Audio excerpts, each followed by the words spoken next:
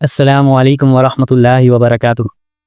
ये third part है दिफाए अहले सुन्नत के रद में, और इन्होंने एक हदीस पेश की है हुजूर से मदद मांगने की रिलेटेड।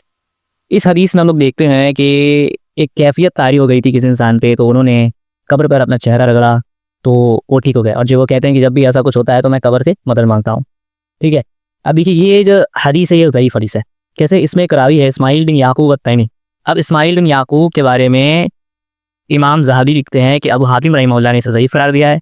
दूसरी तरफ लिसानुल मीज़ान में इब्न हजर ने भी इसे ज़ईफ़ करार दिया है। तो ये हदीस ज़ईफ़ है। अब इस बात जवाब देंगे। दूसरी बात, आपका उसूल ये है कि अगर हदीस सही भी हो और खबर वाहिद हो तो अकीदे के मसले में उसे हुज्जत हम नहीं बना सकते, लेकिन आप ज़ईफ़ हदीस को लेकर अकीदे में पड़े हुए हैं। दूसरी बात, यहाँ पे जो कब्र की बात की जा रही है ये खबर के रिलेटेड है, ना कि नबी की रिलेटेड है। जैसे कि आपका दावा है कि नबी से मदद मांगना है, लेकिन ये क्या कहते हैं कि मैं कब्र से मदद मांगता हूँ। साथ ही साथ एक हकीकत लीजिए, ये अगर इस हदीस से ये साबित होता है कि कब्र में हम लोग मुँह लगा सकते हैं, बोसा ले सकते हैं, मुँह लगा सकते हैं, तो आपके अहमद रज़ा खान ने इस हदीस की मुखालिफत क्यों की? आपके अहमद रज़ा खान तो कहते हैं कि कब्र की ज़ियारत जब करो तो 4 हाथ दूर से करो, ना उसका बोसा लेना है।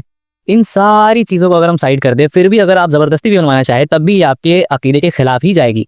क्यों? क्योंकि आप नबी को कहीं से भी पुकारते हो, लेकिन इस हदीस में तो ये साबित होता है कि अगर आप किसी ऐसी कैफियत में हो तो आपको जाकर नबी की कब्र पर मुँह लगाना पड़ेगा। तो आप मुँह लगाकर क्यों नहीं मानते? आप दूर से क्यों मांगते हैं? अब आते हैं दूसरी हदीस पर। देखिए, जो दूसरी हदीस इन्होंने पेश की है, इस हदीस में जितने भी रावी हैं वो सारे मजहूल है। उनकी अदना से अदना तौसीक किसी भी मुहद्दिस ने नहीं की है। आपको मुहद्दिसीन से इन रावियों पर तौसीक दिखानी पड़ेगी, तब जाकर इन्हें आप पेश कर सकते हैं। ठीक है, आप किसी ऐसे इंसान की बात कैसे मान सकते हैं जिसका कोई अता पता ही ना हो, सच्चा झूठा कुछ भी नहीं, पता ही नहीं हो क्या करता था, कहाँ रहता था, तो ये ऐसे ही रावी है इनमें। ठीक है, तो इनकी बात हम नहीं मान सकते। ठीक है, अब आते हैं तीसरी हदीस के ऊपर। देखिए, इस हदीस में भी एक रावी है कसीर बिन जैद, ये ज़ईफ़ है। ठीक है, इमाम ज़हाबी लिखते हैं कि कसीर बिन जैद को इमाम नसाई वगैरह ने ज़ईफ़ करार दिया है।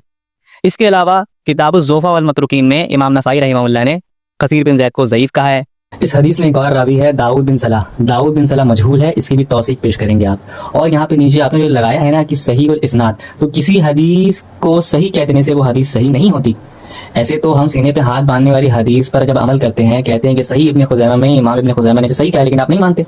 तो ऐसी हदीसें हैं जिसको आप भी सही नहीं मानते, हालांकि वो सही है, मुहद्दिसीन ने उनको सही कहा है। असल बात होती है उसूल पर, तो उसूल हदीस के हिसाब से ये हदीस ज़ईफ़ है। ठीक है, और आपके घर का ही ये हवाला मैं पेश कर रहा हूँ आपके सामने, जहाँ पे आपके ही अकाबिर कहते हैं कि किसी हदीस को सही कहने से वो सही नहीं हो जाती, और ना ज़ईफ़ कहने से ज़ईफ़ हो जाती है। दलील मेन चीज़ होती है। मैंने आपके दलील के साथ ही ये चीज़ बताई है कि वो ज़ईफ़ है और वो मजहूल है।